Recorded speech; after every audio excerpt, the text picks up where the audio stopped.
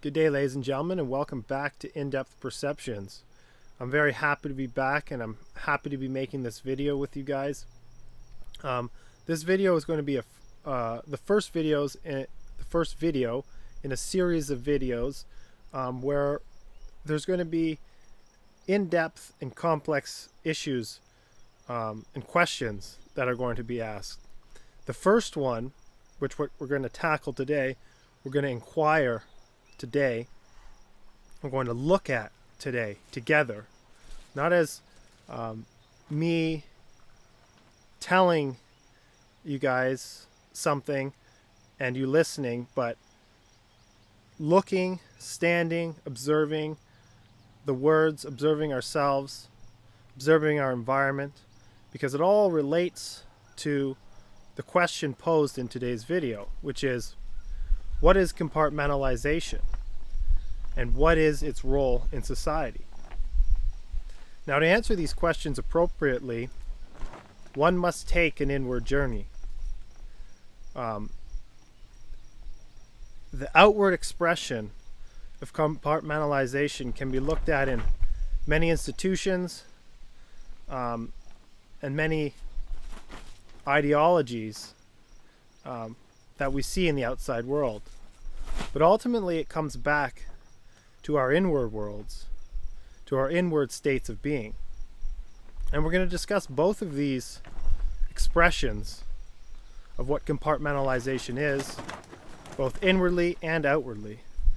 But first I want to deal with the outward expression of compartmentalization and what that word actually is pointing at and what that word actually means. So to begin our journey, and we take this journey together as a group of people stand and look over a balcony of something beautiful, of something miraculous, and the act of observation and being in the moment is the experience. So hopefully during this video we can put ourselves actually in the place of what we're speaking of, because what we're speaking of today relates to everybody. It relates to the way society is, it relates to the way we are, and we have to be open and honest with ourselves if we're going to see this for what it truly is.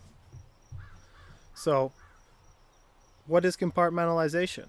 Well, I have the definition right here, and according to the definition on Google or Wikipedia, compartmentalization means the division of something into sections or categories. Sections or categories, division, separation, fragmentation.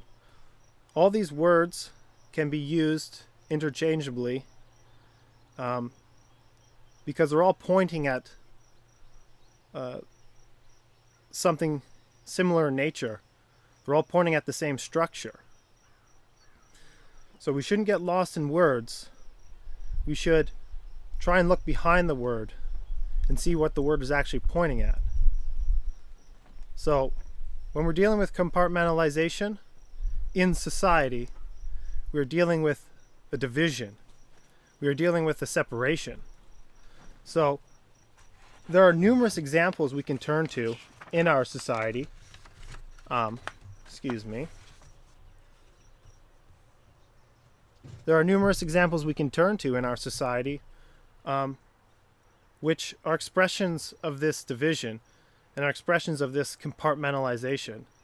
Now, the big one I'm sure many people in this community can acknowledge and refer to is an organization or an institution like the CIA or FBI, where one could observe it and look at it and see its highly compartmentalized nature.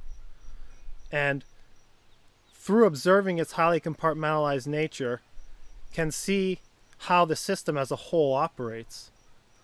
And you can see how the system is operating as different factions of the whole are, unbeknownst to other factions, working towards a similar goal, but in a very sectioned off, categorized way.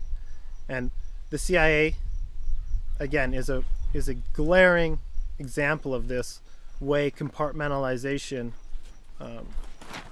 plays out in our reality. Another unbelievable example, which again I'm sure many people in this what people call alternative media would subscribe to, is the political identity or political ideologies. And they too are compartmentalized, separated, divided, fragmented among. In the West, we have liberals and Republicans, or conservatives and Democrats, libertarians. We have the alt-right now, independents, all fragmented factions of societies subscribing to an ideology, whether that ideology is concrete in form or not as concrete. Ultimately, they're ideologies. And through those ideologies is separation, is division. I can throw anarchy into the mix as well, because if people are not careful with identifying with things and concepts, ideals, again, it plays right back into what we could call the mind-identified state, where there is this cloud of separation between everything, between political parties, between sections of an institution or an organization like the CIA, which don't talk to each other, which don't know what they're doing, which are separate, not understanding the whole of what they're a part of. So, again, when we take this inward journey, and as we continue moving from the outward to the inward, we need to be very aware of the way our minds are structured and the way in which we think. Because if we're looking honestly, you will see the fragmented and compartmentalized nature in which our lives have taken at an inward level. But before we get to that, I want to continue exploring and questioning the outward compartmentalization. Because, like I've said before, we're dealing with separation. And I can't drive this, I guess, point home enough. Compartmentalization is separation. There is something in between what you're seeing that is an ideal or a concept. And those ideals and concepts can become very dangerous and create conflict inside and out. So another prime example we could point to is the university and scientific realms of society, where there is this over specialization in all these different fields. You have science looking with its blinders on, its boxed perceptions of reality, whether you are a physicist or an astrophysicist, an evolutionary biologist or a cosmologist, anthropologist or an archaeologist. We have all these different skills and specializations which have revealed many beautiful truths about the planet, or what many people perceive to be truths, but nonetheless have revealed things. However, but the identification with the specialization itself, the identification with the name, the title, the PhD, can obscure your vision can obscure a clear vision of what is and what's connected and what's not connected, or what has to do with something or what doesn't have something to do with something. There's a separation there. And science and the institutions of science are another outward projection of this, and another great example. Another one is the medical industry, and its over-specialization, and its sole focus on treating symptoms, not the cause. We live in a world of diseases, and the diseases are perceived through the mind to be something separate that needs to be solved, that needs to be fixed, without looking at the root cause of what the disease is. Because there is this separation. There isn't this oneness. There isn't this wholeness. There isn't this perception of a disease not being separate from ourself, but being ourself for various external reasons and internal reasons that we're not going to get into in this video. But again, this is a clear outward projection of the compartmentalization, the division, the separation between what we think and what is. Because what we think is not what is. The mind is limited. And we have to look at ourselves honestly to see that its limitations, and to see its fragmentary nature, and to see its desire to subscribe to ideologies and beliefs and opinions and all the other things that occupy our minds. But if we're trapped in that mind-identified state,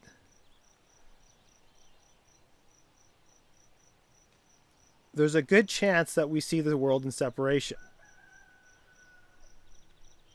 There's a good chance that even a conversation that we're having right now can be labeled, classified, and put into a box called philosophy, which isn't touched unless we're seeking for something, or we're looking at something specifically, or it's just a separate entity. And I would refuse that what we're actually talking about here is actually philosophy. We're asking questions.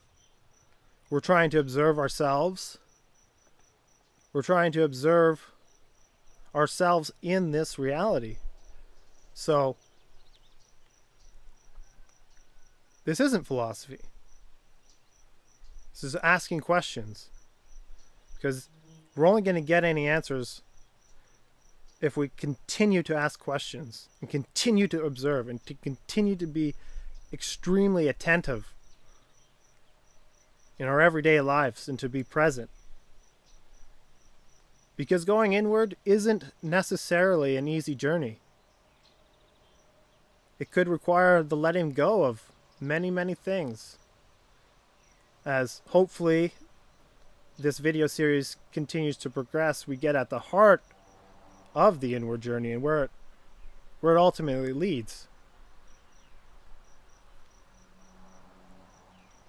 But more examples from our everyday life and the compartmentalized way in which our society operates is the role-playing we all do in our society. We have the cops versus the citizen, the judge versus the citizen, the teacher versus the student. Again, I can't stress enough that all these words I'm saying are concepts and ideals. A student is a concept, an ideal. It's not what is. A teacher is the same. Police officer, a judge. So humanity exists beyond those labels.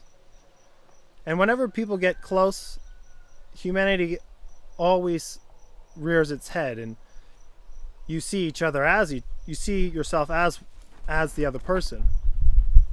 But in our society, with all the labels, with all the identifications, there is the compartmentalized and separated nature in which we view things. I am a judge, you're the citizen. I'm acting as a judge would act. I'm acting as a citizen would act. I'm acting as a lawyer would act. I'm acting as a police officer would act. This is not authentic. These are all ideals and concepts which then are measured and strived for and are ultimately never attained. Is this clear in our society? Is this not a fact? Is this not what we do? And is this not how things operate? Outwardly, if you observe, it does seem that this is what we're doing. So, there are many, many, many, many, many, many ways in which our society is divided and compartmentalized. And we just discussed a few in the first part of this video. But this is what we're looking at outwardly. This is what we're seeing in our institutions, in our jobs, in our everyday life. This is what we're seeing. This is outwardly our reality. And what is the cause of it? If we can all agree that our outward reality is fractured, divided, compartmentalized, separated, if we agree on that, then what is the cause of it? What is the cause of it? Well, there are definitely external factors at play. There is no doubt.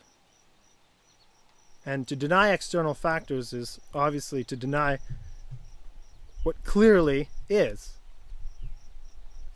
However, we must be very careful when blaming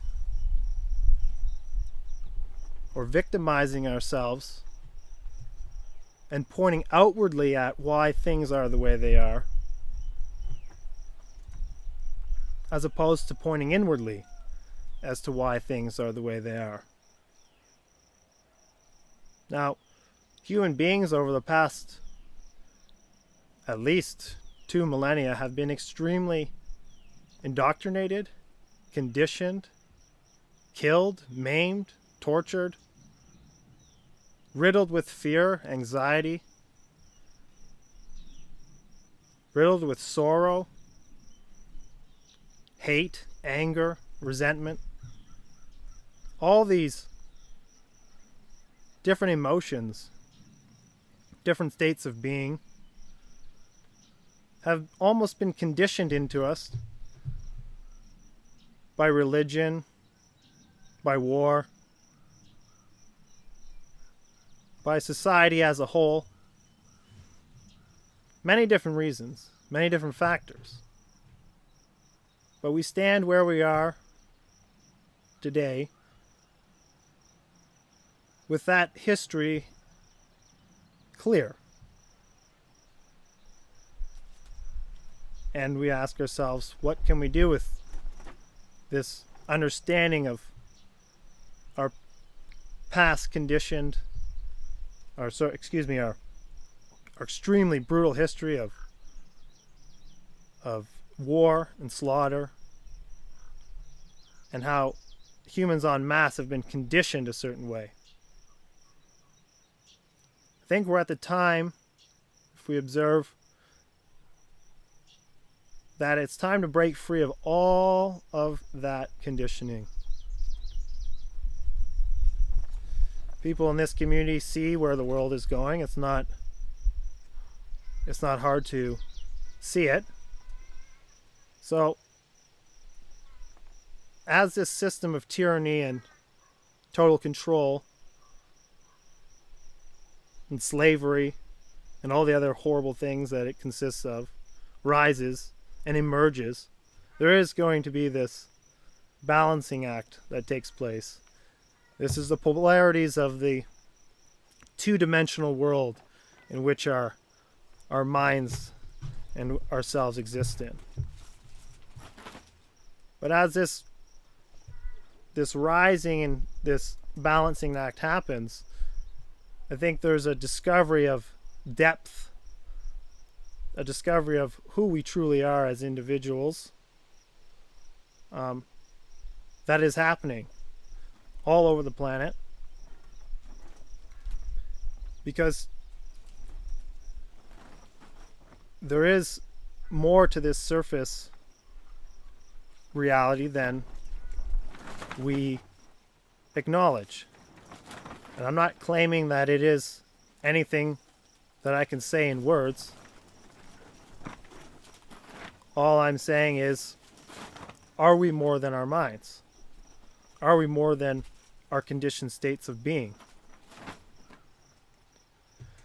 So, in order to answer that question, we're going to stick on topic and stick on point with what is compartmentalization. And we looked at it outwardly, and now, continuing along the same line, if we're following each other, if we're together, we're going to look at it inwardly. And if we can look at it inwardly, and we can look at ourselves honestly, we will see the very structure and the very nature of our own minds, and how divided, how compartmentalized, and how separated we've become from ourselves, from our neighbor, and from the planet. So, again, if we're looking at ourselves honestly, we ask ourselves the question, are we divided? Are we in constant conflict and battle with ourselves? And is that the life that we're leading in our everyday life? This constant struggle, this constant battle. There are all the pressures that we've been conditioned to accept. There are all these things outwardly being pushed on us and inwardly being projected outwardly, that is dividing ourselves and fracturing ourselves. And what I mean by that is this. We are conditioned to always to try to achieve something, to try and be someone, to try and do something, to try and attain something, to live a life according to a certain philosophy or certain ideal or certain religion or certain political ideology. Now, through this struggle to attain, whether it's money, power, a job, a house, a trip, all the things that we want to attain, all the things that we struggle and strive for, we, through thought, create a mental image or projection of what the ideal should be. And we're in constant measurement with this ideal. In constant measurement with what we think should be. And when we're in constant measurement and we're in constant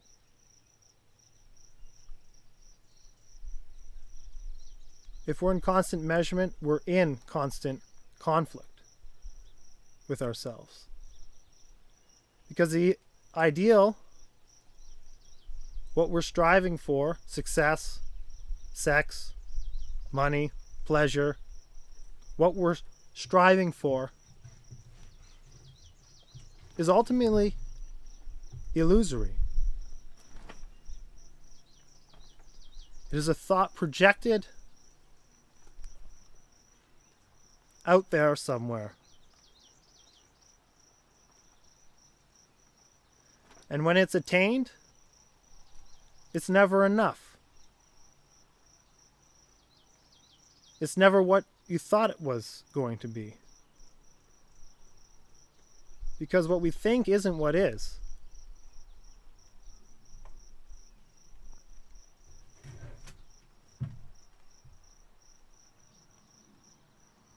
I don't know if people are still following me, but I hope so. Because this is essentially important. This constant battle of trying to achieve, trying to gain, creates separation, creates division. It creates constant conflict within ourselves.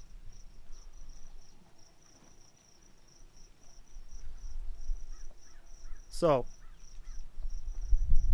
can we look at ourselves honestly and see that division in us?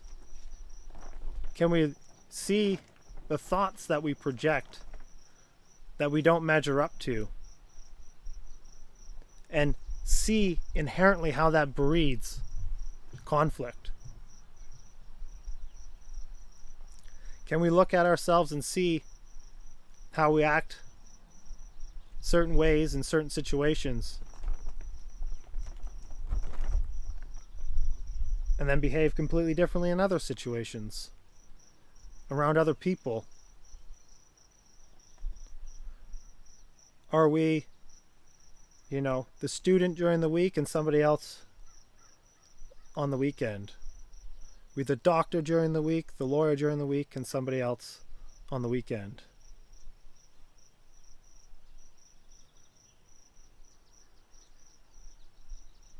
Are we these ideals, these labels that we seek to attain, and then when reaching them, never being fulfilled by them? Because what you were trying to attain was ultimately an illusion and not what is? This happens every single day.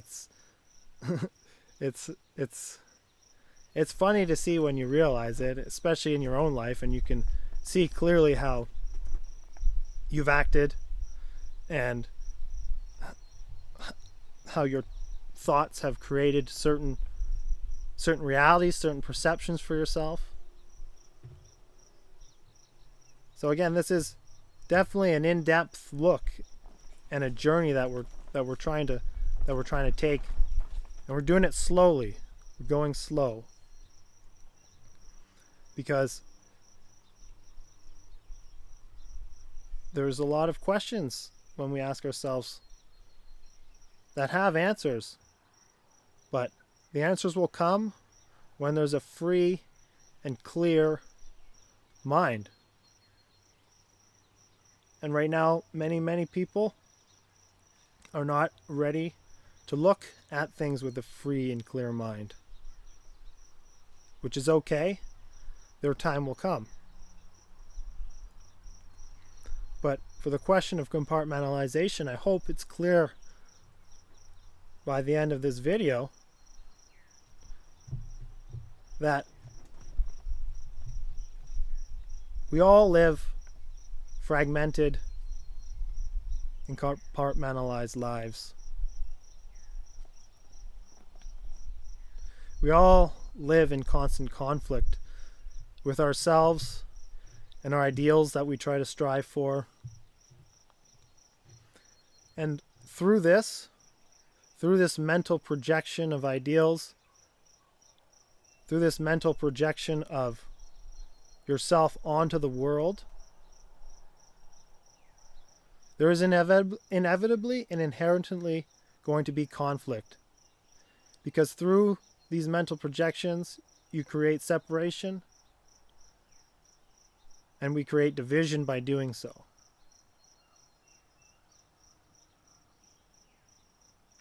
Now, I hope this is apparent for people who are watching this video,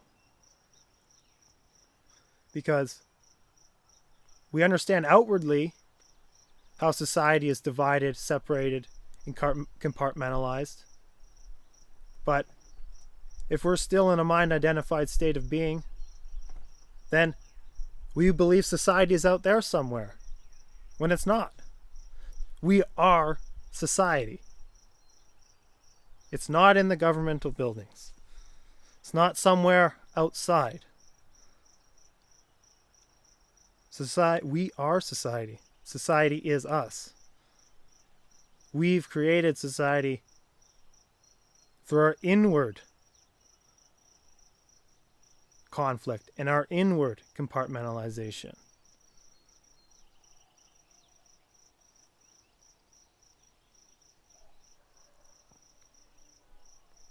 So having said all that, that is what compartmentalization's role in society is. It is that which we are. Again, I'm not discounting the external factors. I'm not discounting what goes on in this quote-unquote conspiracy to control the masses. But there has to be a time where people stop following this conspiracy and what they're doing. I don't mean disregarding it completely, but realizing that if there truly is going to be a change and a shift in consciousness, it has to happen in each individual. So I'm going to continue making these videos, and I have a really good video in mind for the second part of this series, because we're going to go slowly, but we're going to keep going on this inward journey. I hope that we're able to look at ourselves honestly and ask ourselves honest questions, because like I've said many times, that's the only way we're going to get to any sort of answers. There's not going to be a leader. It's not going to be a savior. It's not going to be a political party or another fractured group of people subscribing to some sort of ideology and identifying with it like that is who they are. That plays right back into the mind-identified state of being where you've created separation.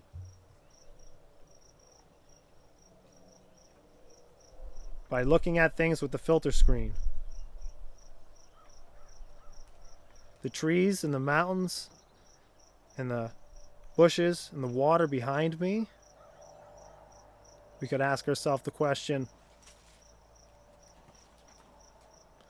is that the mountains? Is that a tree? Is that water? Is that a crow in the background? Or is it all those labels? Or is that just the filter? Or what we're looking at is essentially ourselves.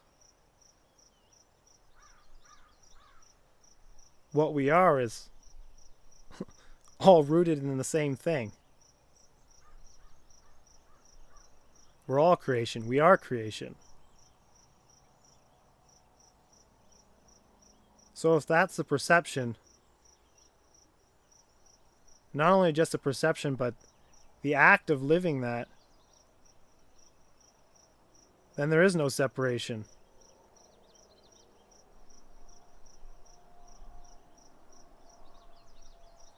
There is no tree or flower or mountain. There isn't these categories of things, although these categories and these labels help the mind categorize and label and look at things. But we've gone far, far, far beyond and mistake these names and labels for what it actually is. So please join me in the next video as we continue this inward journey and we continue this questioning of ourselves and society. I hope you enjoyed the discussion. I hope if people feel like commenting, please engage in talking and discussing and trying to share some of these topics and these issues, because we're at a point I see where, so society is being fractured more and more, and the fault lines are growing larger and larger. And these fault lines can vanish instantly the moment people are seeing clearly, and the moment we don't live with the filter of all the mind chatter that runs through this thing lead our lives. There is awareness of it, and it requires an inward journey to see it. So I hope you guys will continue watching the videos and stay tuned for more. Stay tuned. Thanks everybody, and take care.